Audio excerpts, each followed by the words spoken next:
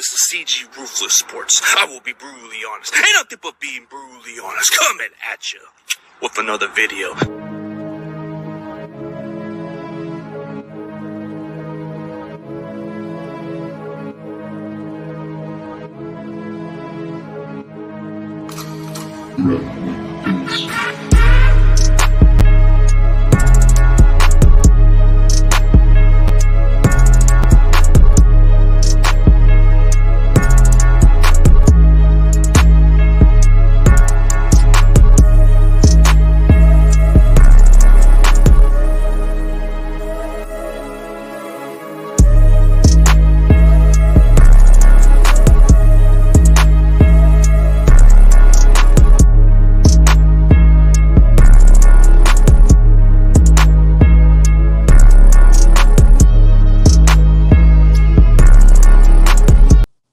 Ladies and gentlemen, please welcome former Jets scout Daniel Kelly. What is up, dude? Hey, how you doing? Good to be on the show. Thanks for having me on your platform. No problem, man. Where can they find you on social media platform? You can find me at Daniel Kelly Book on Twitter. You can find me on YouTube, my YouTube channel for Daniel Kelly, former NFL scout. And basically anywhere on Google, if you type in my name, you'll see I'll pop up somewhere along the lines. Yeah, interesting, man. So what really influenced you into scouting at the NFL? Well, CG, I really just love football from the time I was a little kid. Back when I started about 8 years old, I started watching the game with the Washington Redskins. They played against the Dallas Cowboys in the NFC Championship game. It was love at first sight for me. The crowd, RFK, the Hogs. Riggins, Joe Gibbs, the whole thing, so I just kind of took to it from there. Of course, a couple weeks later, John Riggins has a big run on 4th and 1 in Super Bowl 17. I was hooked from that point. Just had a tremendous passion for the game of football. And, never really got big enough to play. I played 1 year in high school football, and I was so bad at it. I was the only kid on my team not to earn a letter jacket. And my parents gave me a book for my 17th birthday from 49ers fans will like this. Tony Razzano's Secrets of NFL Scout, the old scouting director under Bill Walsh, and gave me this book, Secrets of NFL Scout. It was love at first sight. I couldn't put it down. I said, this is what I want to be. I want to be an NFL scout. And back at that day, there wasn't any kind of online universities you could take to become a scout. There wasn't any kind of information out there, stuff you can find on the internet today about scouting. So basically, I just used Tony Razzano's book as a guide to start writing scouting reports. And I used to send them when I was like a junior in high school. I used to send them to Redskins GM Charlie Casserly, asking for an internship, write all these reports up. He'd be like, hey, you're still too young. Check back up to your first year of college. And so that went on for a couple of years. Casserly denied me. And, from there. So, it's just a tremendous passion for the game that just kind of funneled right into scouting.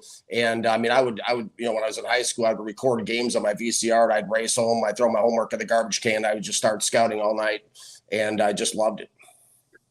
Man, yeah, back in those days, it was hard to do that type of online stuff, and you would have to catch on by writing or doing whatever you can, like on a VCR or TV in general, Now in today's technology, you just go on website and all that other stuff, and you go to a college class for that or something like that.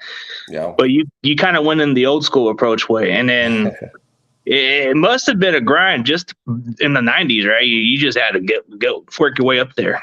Yeah, basically. So, it was a grind. Just, it still is to this day. Just put it on the film and grind. There's no shortcuts. You just got to go through the film and take, notebooks full of notes and, try to find the tendencies, the commonalities, and look at the players that way. But yeah, it was, I caught it. I was really blessed to catch a couple breaks along the way. I went, and I want our listeners to grab a hold of this because my last name isn't, Lombardi or Belichick or something. If somebody out there wants to do this, you can do it. That's always my message because, I barely, passed through high school and I failed out of a small community college. And there I am at 21 years old working Allstate Insurance. And this, ad comes on the local sports radio show says, hey, the first 32 callers call in now. You can represent a team on the air, bring a friend to, Vikings Winter Park. I grew up in Minnesota, for a mock draft. So I jumped on the phone. I was telemarketing for insurance leads. I said, forget this. I started dialing the phone And I was the second call, and they said, congratulations, this is 1995. You're going to come and, represent the Jacksonville Jaguars expansion team that year, bring a friend, So I grabbed out my own scouting reports I had done for Charlie Casserly, and I brought him to Winter Park at the Minnesota Vikings facility. I was scared to death. I walked up to the microphone, they just like the commissioner, and they said, with the second pick in the 1995 NFL draft, the Jacksonville Jaguars select, and I reached into the microphone, CG, and I said, Tony Boselli, offensive tackle, USC. The corner of my eyes, I saw Tony Dungy sitting over the quarterback when he was the defensive coordinator of the Minnesota Vikings. So I approached Coach Dungy, said, hey, would you be willing to take a look at some of my reports? He said, sure. He said, hey, this stuff looks pretty good. How would you feel about coming to my office next week? We could sit down. I could pull up my reports from Blesto, from the Chiefs, and we could talk. And so that turned to be a 6-month unpaid internship. Well, he left for Tampa Bay. I went back into the real world. I sold Kirby vacuum cleaners door to door. I went through a real personally tough time. Got evicted from my apartment, lost everything. And 24 years old, I found myself working at Bank of America Mortgage as a loan officer. I was like, what the heck am I doing here? I want to be an NFL scout. So ideas started popping in my mind. I stopped at Target, bought a bunch of pens and paper, and called DirecTV and subscribed to the college football scouting package and started that grind you talk about, CG. And it just, over the next 7 months, it turned into be a 350-page 1998 NFL draft guide that I paid every nickel I had. Even next month's rent was $2,300, and got this book put together. I sent out 3 copies, personalized to every GM, head coach, and personnel director in the NFL, and wait for the phone to ring. And it is a tremendous grind. It's around the clock. It's a passion, it's a love, but you got to love film and you got to want to grind it. Yeah, like you kind of went to the old school approach way where it wasn't that easy. Online stuff is kind of like whatever they do now, but you had to do a lot of writing, a lot of this. I bet you in today's era with these young scouts, they probably would have had it pretty hard because you had to study on the books and do all a bunch of stuff. And even when you said you dropped out of, or you fell or dropped out of college, you still pushed for your dream, and you still got to be where you're at, and you still got some experience. And then what really led you to the Jets? Well, what happened was the first team, like I said, I had sent out all 32 teams, my book, my 350-page NFL draft guide, overnight mail. And I sat back and I waited to see what the response level would be. And I got like a lot of letters. I got a letter from Dwight Clark from the 49ers. Bill Poley and all these different people around the league, kind of like, thanks, we'll keep your information on file, which means, it's probably going in the garbage can. But, then exactly. But it was cool to get the letters. I thought it was a treat. All my buddies loved it. They're like, oh, wow, Dwight Clark, that's the catch. I was like, yeah, it is. But the first team to call me, CG, was the New Orleans Saints. I got a call and they said Bruce Lerman, who was a college scouting director at the time for the Saints under Mike Ditka in that era, he said, hey, listen, Coach Ditka really likes your book. We got a position open for the Big Ten scouting position, our college department. Please know we were the first team to call. Their teams to be called, but we'll be in contact. So I think I was going to the Saints, right? Well, 2 weeks later, that fell through when Mr. Letterman called me back and said, I'm sorry to tell you, but one of our senior scouts disagreed with some of your assessments and reports, and we're not going to be able to move forward with an offer. And I was crushed. My buddy at the bank, this guy I work with, this loan officer dude, he's like, hey, don't worry about it. And another coach with as much, if not more passion than Mike Ditka is going to call you. I'm like, sure he is, right? 2 days later, Scott Pioli called me from the New York Jets, who was the director of pro scouting at the time. And he said, listen, we don't have a high paying position, but we do have an opening in our pro personnel department. It's for a pro personnel assistant, start at, you can come in maybe, and would this be something you might be interested? I was like, absolutely. And so they faxed over like this big personality profile test they had me take. And a couple of weeks later, Scott Pioli called me back and invited me out. He said, hey, listen, Bill's ready to take the next step with you. They flew me out to New York for a 2-day marathon interview with the who's who of the staff. Dick Haley was there, who was the architect of the Pittsburgh Steelers dynasty in the 1970s. I walked down the hallway. There was names like Romeo Crennel, Eric Mangini on the door, Bill Belichick, Bill Muir, Dan Henning. It was just Mike Tannenbaum. It was just the names all along the doorways where I knew everybody was. And there was a 2-day session where they just grilled me. And, they sent me home without a job offer. I was like, okay, that's my interview came down actually to me sitting across from Coach Belichick. And, he looked me in the eyes and he said, what would an opportunity mean to you, Daniel, in the NFL? I said, Coach, it will mean everything to me. I will do whatever it takes to succeed. And I just looked him in the eyes, this being Bill Belichick, for a good 30 seconds and just stared at him. And he said, okay, well, thanks for coming out to New York. And I was like, okay, and that's it. And I flew back to Minnesota without a job offer, and a week later the call came, and Scott Pioli said, "Hey, listen, Bill being Parcells is ready to move forward, and but there first there's a couple things I need to talk to you about. First, number one, overtime in the National Football League is not optional; it is mandatory. And number two, you're newly married, and so maybe you want to talk this over a little bit, but it's a lot of hours." And I said, "I don't need any time, Scott." He said, "Well, with that said, congratulations, you're the newest member of the New York Jets." So I mean, it was an incredible phone call, and he went over details about how I was going to get 21,000 my first year. He was going to give me a meal card for Hofstra University and 2 season tickets, all that good stuff in the conversation too. But it was just incredible. It was a dream come true, and something that was just I marvel at to this day. It's even my story, to be honest with you. It's just like a dream come true.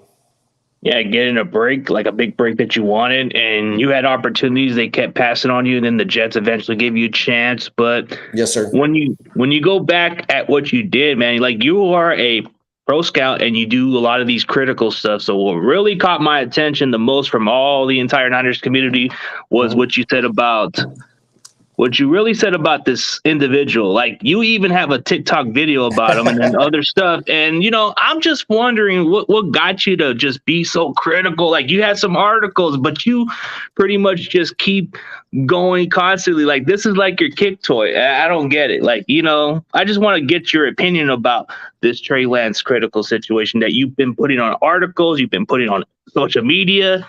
You kind of been rallying up the Niner community a little bit.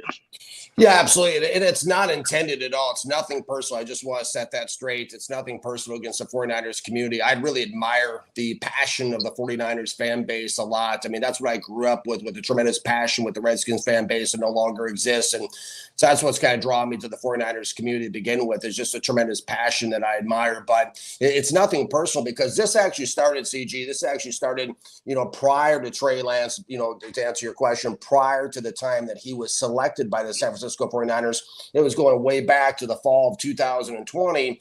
And some dude that was going to be on a podcast he said, "Hey, listen, can you take a look at these 3 players and we can just chat about this on the line?" And I said, "Okay, who do you got?" And I didn't have, all day for it. So he gave me the 3 names. I said, "Okay, I'm going to take a few hours here and do this." And one of the players was Trey Lance. And I'd never heard of this guy from the next door neighbor. I had no idea who he was. And so I turned on the film and I watched him at NDSU. And the first thought I had was, this is a poor man's Donovan McNabb. And I was like, okay, he's at NDSU. He's, playing FCS ball. I watched it. I wrote down pages of notes. I looked at it. I went on the podcast. I didn't think much of it at the time because I go through so many prospects. I don't have time to sit there and dwell on every single one of them. So I didn't think a whole lot of them. I wrote some notes, wrote a little report up. I didn't publish it at the time. I just had my notebook. And then as we moved towards a draft, I was just so surprised personally at the momentum this thing was building in such a rapid period of time, where all of a sudden this guy, because I thought to myself at first when I first saw him, maybe like a 5th to 7th round guy, maybe it's somebody you bring in, a practice squad player. And again, I mean, no offense to the 49ers community. These are the thoughts I was having pre-draft, okay? And I was like, this is maybe a guy you bring in, run the scout team, the kind of thing. But the momentum that was building, CG, on this and our listeners was so incredible. And by the time we got to the pro days, I'm listening to all these different, national platforms and these people talking about, hey, we're looking at a top 15. We're looking at top 10. We're looking at maybe a top 5. We might be looking at the top pick in the draft. I was just blown away because I was like, I didn't see it at all. So, I mean, for me, my entire opinion and my report and everything, I mean, I put out a report for NFL Draft Diamonds, extensively about Trey Lance and talked about all the different factors I saw in film of the 4 games that I watched him play at, where it was Central Arkansas, James Madison, the University of North Dakota, and Butler. And, I looked at those 4 games and I'm looking at this and I'm like, I don't see it at all. Man, so that's just your critical thinking of him. Like you even put it in one of your videos. I don't need to see 2.5 games. I already seen enough of this guy already. He doesn't seem like a starter. Like Shanahan or anybody who drafts him, they should be fired. That's what you were saying under your article. Yeah, and I didn't know. Again, I didn't know if Kyle Shanahan and John Lynch were even going to take him at that point. So it wasn't even intended towards them at that point. But yeah, I was just blown away when I watched just the film, the raw film itself at NDSU. I could not wrap my head around the publicity that he was getting at that point. Well, North Dakota State for quite some time lately, they've been able to produce some pretty solid quarterbacks. Like you can go back with guys like Carson Wentz, and I guess Easton Sticks was a solid backup, but you get what I'm saying, right? Like these quarterbacks have trend, right? So they're thinking, well, can Trey be the next Carson Wentz or anything like a Josh Allen? Because Josh Allen played at Wyoming, right? So he wasn't like he was playing like Boy Scout competition, and then you look at guys like all that, the traits, the athleticism, the way people would look at him. Like when you watch some of Trey Lance's college film, you do see a lot of him scrambling at times. And then there's I did, yeah. Sorry. Oh, my bad. No, I thought you were asking. I did see him running quite a bit. In fact, he struck me, CG, as being a run first type of minded, like an athlete trying to play quarterback. That's why I looked at him more as a developmental type of guy that you could bring in that kind of environment to try to develop him a little bit and develop him into a more solid, passer through time and everything. But yeah, that was the part I did see him run quite a bit. He liked to take off and run at North Dakota State, no question. Yeah, I just thought like when he came out of college, I just thought he needed to work on accuracy and all the footwork, and I think it would take care of itself. But the more I started seeing you just bring in the criticism, like, let me ask you something from a perspective. Did you watch any of Trey Lance's practice? A lot of practicing where he's been throwing passes. And I don't know, like it's the opposite with the media, but you're still sticking with the same tune about, oh, this is why Jimmy is still here. And you got a Jimmy Garoppolo jersey as we speak. I do, and Jimmy's a class act. I really like Jimmy. I admire Jimmy quite a bit. But yeah, no. I'd answer your question, CG. I have not seen the practices, or I've seen some footage here and there on like Twitter and stuff that's been thrown up there, but I haven't seen the practices extensively. So if you're still critical, but you didn't see much of the practice lately, isn't it kind of better to watch the practice film and all the other stuff, or you feel you stay in your same tune? No, sir. I actually stand my ground on the game film. As I look at the game film, and then I look at the analytics and look at that whole picture, and look at some of the statistics too that kind of tie into this. But to me, it's like practice is a controlled environment by Kyle Shanahan, the coaching staff. And I heard so much last year about how good he was in practice and everything. And, we hear the same thing with the Jets with Zach Wilson. We hear a lot of this too coming out of New York is so I put my chips on the actual game film when there's live pressure and live game situations. And then I also look too at what I saw in Trey Lance for in this specific, conversation, what I saw him in college, and then also what I'm seeing in the pros. A lot of it lines up, it's kind of parallel what I saw in both environments, if that makes any sense. Yeah, you're still sticking with your same tune, and then what's even interesting is when you didn't just put him in the category, you put Zach Wilson, and you come from the Jets community, and you actually pissed off some Jets fans out there.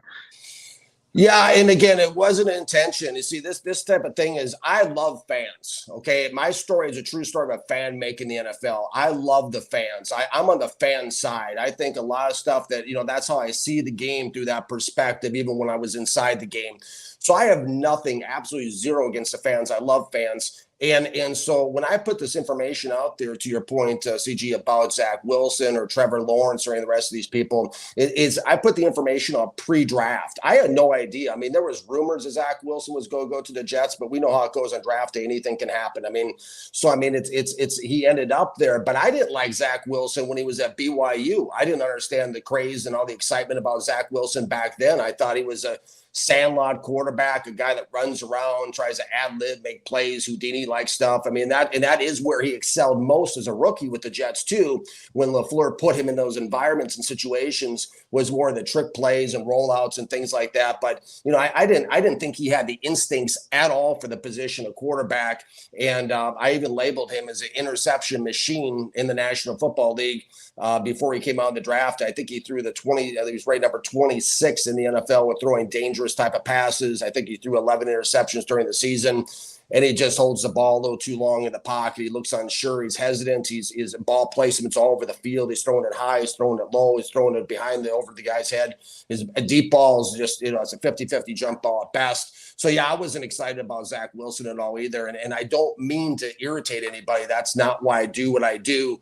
It's just I put this out there because I feel like there's so much politics involved with these selections and with the way the media covers them and hypes them up. And there's, an exchange out there a lot of times between media and teams for credential rights and information and interview privileges and all these kinds of things that, a lot of the hype to me just seems to be season tickets, trying to get fans hyped up. It just seems to be so impure. So I try to offer like a doctor, like a second opinion and say, listen, and also too, I try to keep it, I always put the games I watch on my reports so people can hold me accountable. I always say, these are the games I watch. This is what I'm looking at. And I, honest to God, I just write down what I see on film, what the players show me on film. And it's not rocket science for me. It's just like, I'm just transcribing what I see on film because I don't want to build false hope in people. I think there's nothing worse than giving people false hope and leading people, building these expectations that lead to disappointment. So I try to keep it as real as I can. I try to hold myself as accountable as I can on it with talking about the games I've watched and letting people and putting this out there. And also too, keep in mind, I want to get back into the NFL. So I can't afford to, just, do this. People say, he's just doing it for clicks. He's just doing it for attention. No, I'm trying to get back in the NFL. I last interviewed in Washington in 2019 with team president Bruce Allen. In 2017, I was in communication with Jimmy Haslam with the Cleveland Browns when he sent me a letter. I'm not doing this for clicks. I'm not doing this for attention. I'm trying to do this to get back into the NFL and eventually try to run a team in the NFL. So I can't just be, this stuff, we know how this stuff is. Once you put something on the internet, it's there forever. So I can't just afford to, with my goals and my dreams and the types of things I'm trying to do, I can't just be putting stuff out there just for the sake of irritating people. And I'm even trying to do that. I'm not trying to irritate anybody, but I'm writing down what these players are showing me on film, if that makes sense. Yeah, you're just doing what exactly your job is, but I'm just kind of like ruffling a little bit, see how you react, man. I think your intention is when you do your article, you do rub them the wrong way without even trying. But here's a funny comment, and it comes from a Jets fan. I don't know where you get. He's giving you a little fire shot right there, man. This guy, I think he's one of those Zach Wilson guys, and you kind of was being realistic. No, but in all seriously, when I was being critical about Zach Wilson was his college career. When he first started off of BYU, he didn't have the flashy numbers. What's changed? Last season, on his last year in college football, he put up some crazy numbers, and then everybody's hyping this guy. That's what I never understood. The Trevor Lawrence where I was looking at, he kind of seemed like legitimate because everybody was looking at him because he won a championship at Clemson, was the real deal, kind of a guy that was scrambling, like Mr. Sunshine type quarterback. Yeah. But when you look at a lot of the quarterbacks that you evaluate over the years, like when you were going towards the time, like you were scouting from 98, right? And you had guys like Peyton Manning, but then you had Ryan Leaf above. I did. Yeah. I love Ryan Leaf coming out. That's one that, hey, we all hit some, we all miss some, that type of thing. And I don't hide from that. I wrote about that in my book. I've written about that. People have written articles about me. I don't hide from that at all. Ryan Leaf had a cannon for an arm coming on Washington State. He was, and the saving grace in this whole thing was that he was selected by Bobby Beathard, who's a Hall of Fame GM with the San Diego Chargers at the time. So, I mean, I know what I was seeing. The thing I didn't know I was seeing was what I found out at the NFL Combine from some people in the league was that the time period between Ryan Leaf's senior season and by the time he got drafted, the type of lifestyle choices he made and the things that he was doing and the weight he had gained and how seriously, how his lack of seriousness for the game had curtailed and gone away. I did not know about those factors heading into that draft. But yes, I did miss on Ryan Leaf. There's no question about that. Yeah, and let me ask you a question. Like, since it was like a month ago with this other guy's channel, like, who the hell is Dan Gonzalez? Right. No, absolutely. Dan Gonzalez was another guy that I liked coming out at that time, and he out of East Carolina, and that's another guy I missed on. That's there's no question about that. And I remember Dan Gonzalez well. I went to the Dallas Cowboys at that time out of East Carolina. Oh, here's one more question. Like, here's a good question before we end it from here. Here's a good question. Former Jet scout. Is it true you was passed around the league because the Jets organization found you annoying for 4 years? That's something that is not true at all. In fact, because I only worked with the Jets. So as far as being passed around the league, I wasn't with any other teams at that time frame. Okay. So that definitely puts in your question right there. But as far as all that, like, I know what you're doing. Some people would say it seems like you're clickbaiting. I don't know. Don't try to be like another Grant Cohn, man. That's just the best advice. If you want to get back in the league, what you've been doing before, don't be like a Grant Cohn, please. Because that's the clickbait master right there. Absolutely not. And from the bottom of my heart, I really have good intentions with the 49ers community. And I'm trying to try to correct this narrative to the point where it puts the 49ers in the best position to win. And I expect to be held accountable to these reports and these things I'm doing. But my intention in this whole thing is actually to help the organization, not hinder it. So that's where I'm coming from with these points of view. And I think a lot of times too, the reason why people are so, and I'm not saying this for sure, but I know there's such a push out there from mainstream media about these different things that people write and these Julian Edelmans and these Bennetts and these people are saying about Jimmy Garoppolo and these things. There's such a push by the mainstream media to kind of facilitate this hype that, of course, when somebody reads my stuff, they're like, what in the heck is this? This guy's off his rocker. This guy's out of, he's got a loose screw in his head. This is not at all what NBC is saying to me. This is not at all what ESPN or this guy's saying. And so that's a part of it too that I fight and I battle. But I really have the best of intentions when I put this stuff out there and and having helping the team to win. That's what I'm trying to do here. Yeah, I get it. Hey, you're just doing a job and everybody just takes it the way you do it. But I think the way you've done it on social media, everybody's looking at you like another Grant Cohn. Like, they're just saying this guy used to be a scout, but he's doing this and that. But now when you look back at it, man, you had an NFL career as a scout. You're trying to get back into business. So you're just trying to do your work. But for in a way, you still got to look more into what's recently with Trey Lance and those other quarterbacks. You got to look more into the practice instead of what you saw recently, right? Are you going to – so let's say if Zach Wilson or Trey or Trevor play up to a good second year, are you going to be accountable for what you did on the criticism, or are you going to stay on that same tune? Well, I'm not going anywhere. People think I'm going to, disappear online and something, that's a hypothetical I don't want to speak to, but specifically, but it's something where I'm going to be held accountable to this stuff, and I'm going to stand in the pocket and stand there. I mean, that's just who I am. And, so I'll be there. I'll be there regardless. And I don't see them, turning it around, frankly. And, I've bet my NFL career on this because, there's so much of this stuff out there now that, this is my legacy basically at this point. Well, you're doing what you got to do. But speaking of Jimmy Garoppolo, since you feel like, since there's one of those, since you kind of put it in different words, like you kept saying, well, they haven't traded Jimmy Garoppolo. I don't think Trey's the guy. You're still putting that naysayer on why he's still here. Let's just correct this one correctly. They couldn't get him to be traded because he's injured. Like, what other team wants to get Jimmy Garoppolo who's coming off an injury, right? Who wants to acquire him? That's the question. Like, who wants to get a guy who just was just a regular quarterback, but does a lot in this offense. But why would anybody want to acquire a guy and wait months for him to recover? That don't make sense. I mean, I get that maybe you feel like he's been around the team's locker room, and it makes sense why he would stick around, in your opinion, because he's got the experience with Shanahan's offense. But to make that defense, why you feel that Jimmy should be our starter?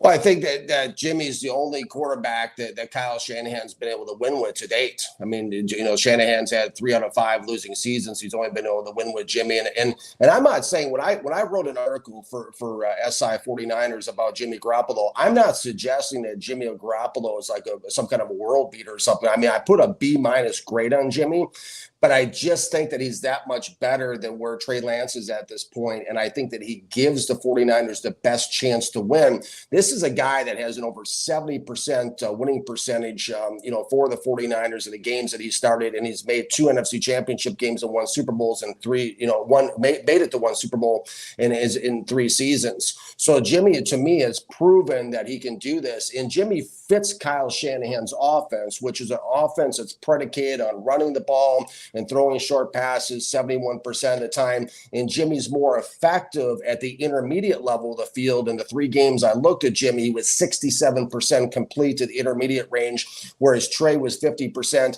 And I think a big part of it too, CG, is the snap to release time is a big one as well. Is that Jimmy releases a ball in 2.4 seconds, whereas I think was David Lombardi the other day talked about Trey Lance per PFF was at 3.37 seconds. And so he's a quicker release time. He's better at the intermediate level. Jimmy's not good deep passing the ball in the exposure I saw. Let me say that too. But in Kyle Shanahan's type of offense, he fits that offense better. And he also protects the ball. That's something that Bill Belichick preached a lot about on the defensive side of the ball at the Jets, was a thing called ball protection. And with Trey Lance in the 2.5 games that he played during the regular season, the opposing defense touched the ball 11 times. And then with Jimmy in the 3 games I looked at him against playoff caliber teams, the opposing defense touched it 8 times. So it's not dramatically better, but it's better. And I just feel like he gives the team a better chance to win. And also the intangibles are off the charts with him. I feel that he rallies everybody. And I feel that's the reason why Belichick drafted him in the first place, was the charisma that Jimmy has, was the intangibles that he has. And so to me, it's like, and I understand, if I could say one more thing, about Jimmy, is that I understand, I think I understand, let's say, I don't want to be presumptuous, but as a fan, I can understand the frustration of the 49ers fans, as far as, they want to win another Super Bowl. I get that. I understand that. And the frustration is Jimmy hasn't done it. So Trey's got to be better than this. He's got to be the solution. But sometimes the devil we don't know is not better than the devil we do know, so to speak. And I feel like Jimmy just gives the 49ers a better chance to win based on what has historically happened on game film to date. And now, of course, once the preseason starts, all this stuff in the past, everything that goes out the window, and we start looking at what these quarterbacks are doing going forward. Okay, that definitely gives you a good answer there. I know the time limit's passing by like a few minutes, man, but thank you for taking your time, and I appreciate you coming on. Hey, I'll keep track of you. I'll still keep on checking what you got to say, but please do. But hey, I'm gonna definitely look forward to you at the near future. If you plan on coming back, maybe we can debate once again. But thank you for your time. I would like that. Thank you so much for the opportunity, CG, to be on your platform today. And definitely, it's a privilege, and I would love to come back on your show anytime you would like to have me, for sure. Thank you so much. And thank you to our listeners, too, as well. Yeah, thank you, man. As always, CG Ruthless Sports and Daniel Kelly is out, and see you guys later.